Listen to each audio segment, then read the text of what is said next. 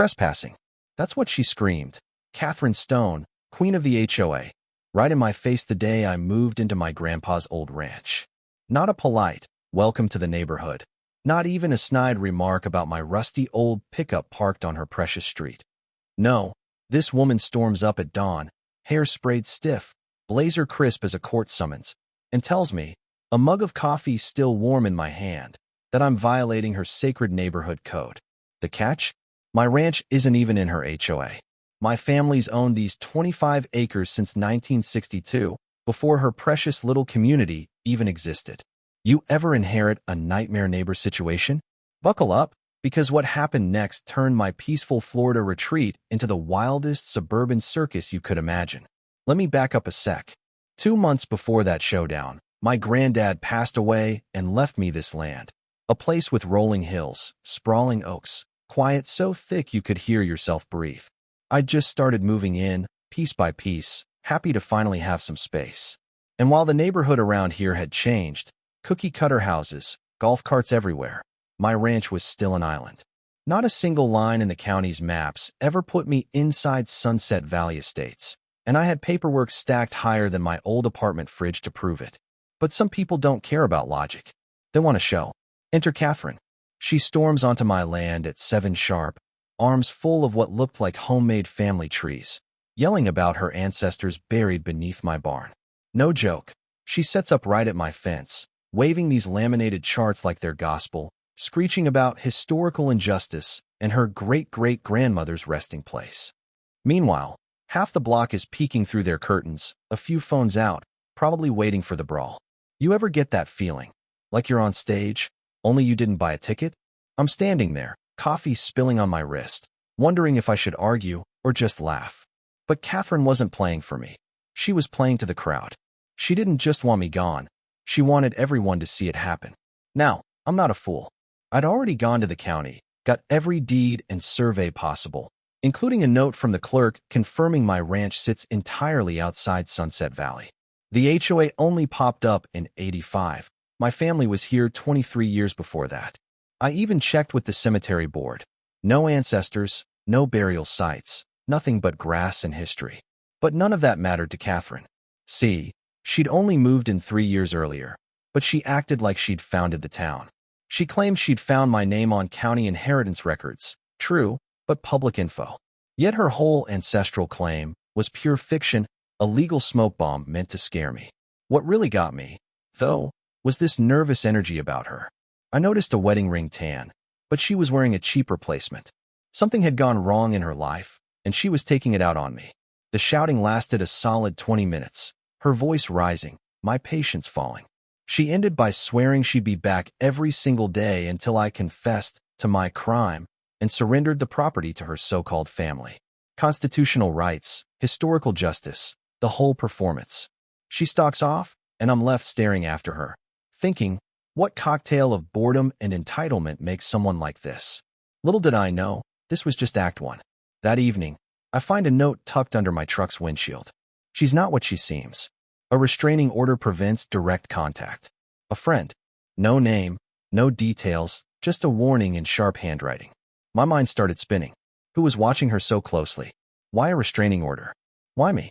Well, true to her word, Catherine was back the next morning, and this time, she'd gone full Broadway. Black Victorian dress, veil, antique compass. She even had 2 people with her who looked like backup dancers, but turned out to be actors she'd hired to play grief counselor and family historian. I know because one slipped me their business card, said they answered an ad for suburban drama participants, $50 an hour, cash. And while she staged her ancestral mourning at the fence, my neighbor Tommy, retired mechanic, watched from his porch with a look I can only describe as "this is why I quit drinking." He filled me in, boxes marked fragile delivered after her divorce, endless Amazon orders, and a wardrobe budget that could bankrupt a small theater. She needs an audience, not a lawyer, Tommy muttered. But Tommy, despite his running commentary, was just a bystander, not my mystery helper. The real twist came when I requested a county surveyor, just to have an official witness. Even the surveyor, a no-nonsense woman in her 50s, looked ready to run when Catherine demanded she use ancestral navigation with her eBay compass. The surveyor just set up her gear, ignoring the spectacle as best she could. But the crazy wasn't slowing down. Then the next anonymous note landed, this time with a detailed schedule of Catherine's morning ritual. Makeup at 6:45, grief rehearsal in her bathroom, props at 7, performance at 7:05, genealogy reading at 7:20. Someone was tracking her routine minute by minute, down to her makeup shade and the number of props she cycled. The paper smelled of cologne and cigarettes, the writing fast and sharp. It felt like holding a private investigator's notebook, except this one was warning me, not just recording for court. Day 3 brought metal detectors.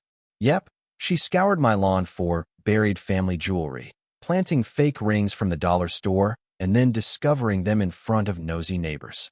By now, the actors she'd hired were mostly bored, but the show went on. My helper's third envelope included professional quality photos, Catherine's costumes on the line, her computer screen full of prop orders, even shots through her open window of wedding photos in the trash. I started digging.